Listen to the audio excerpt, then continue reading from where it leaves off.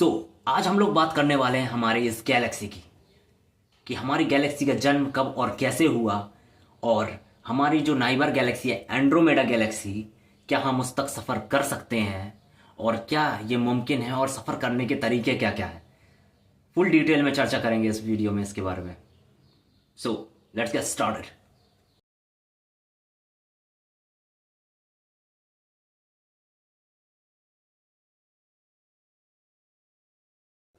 नमस्कार, मेरा नाम युवराज सिंह है।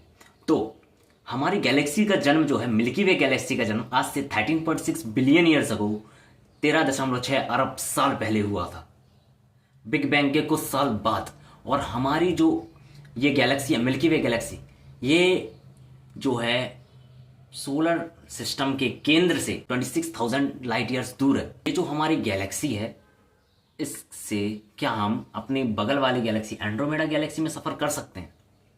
देखिए, अगर फिलहाल के लिए कहा जाए तो ना, क्योंकि we don't have that kind of technology right now. क्योंकि अभी आप ही लोग सोचिए, हमारी रॉकेट की हाईएस्ट स्पीड कितनी होगी? इतनी।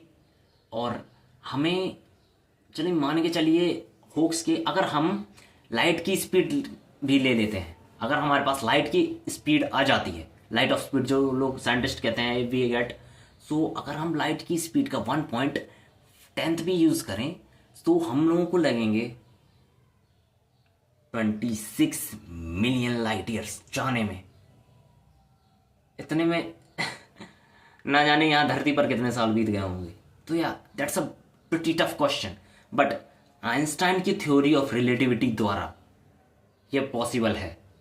कैसे है? आप लोगों ने इंटरस्टेलर मूवी देखी है क्रिस्टोफर नोलन की?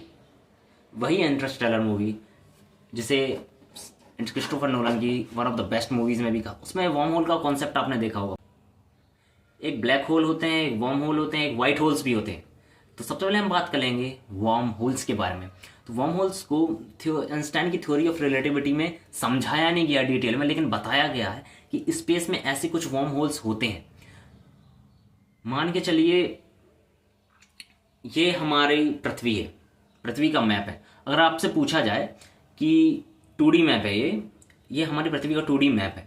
आपसे पूछा जाए कि अगर आपको भारत से अमेरिका जाना है तो आप कौन सा रास्ता चुनेंगे? अब आप इस मैप को देखकर कहेंगे अरे सीधी सी बात है, हम अफ्रीका होते हुए सीधे अमेरिका पहुंचेंगे। लेकिन नहीं, हमारी वर्ल्ड जो है, ये जो पृथ्वी है हमारी अर्थ, ये एक 3D वर्ल्ड में रहती है।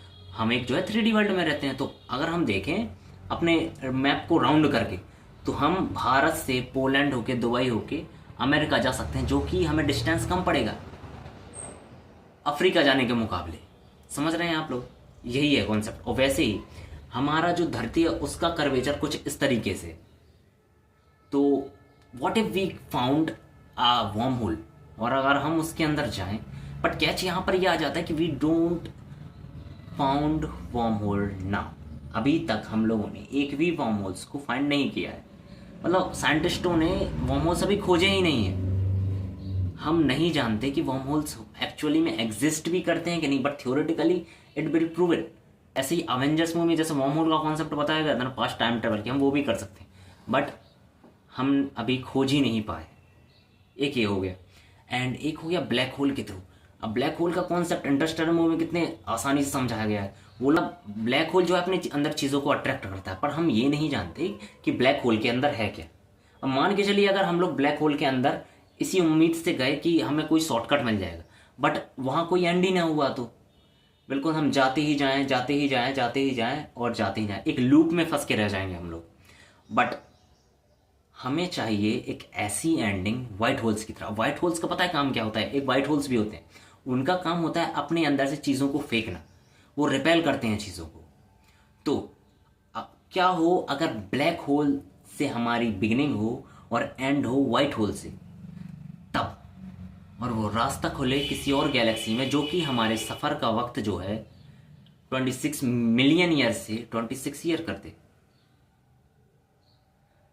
बट हाँ, जैसे कि ये मैंने पहले कहा, ये सिर्फ एक थ्योरेटिकली पॉसिबल थिंग है जिस पर हम ये चर्चा कर सकते हैं। क्यों? और मैं ये वीडियो पता है क्यों बना रहा हूँ? आप ही लोग मान के चलिए, कोई भी अगर जीवित चीज़ है, पृथ्वी भी जीवित चीज़ है, कोई भी जीवित चीज़ है, उसकी मृत्यु निश्चित है। एक वक्त ऐसा आएगा हमारी पृथ्वी पर रिसोर्सेस कम पड़ जाएंगे और पॉल्यूशन इतना हो जाएगा, सांस लेना तक गुनाह होगा इस पर। हवा जो है इतनी जहरीली हो जाएगी, पानी की कमी होगी हमें। इसीलिए we have to ready for the future causes.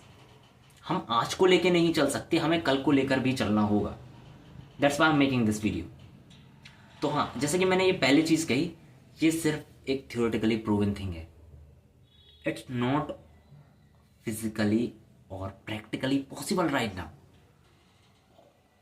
सो या let's hope it possible in future, cause the technology are risen up like a star.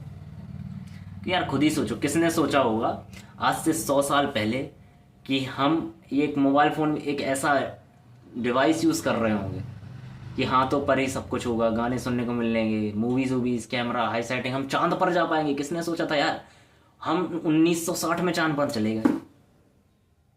तो हाँ, everything is possible, but we have to wait about it. Hope you like this video, and if you love this video, like, comment, share this video with your all friends. Bye.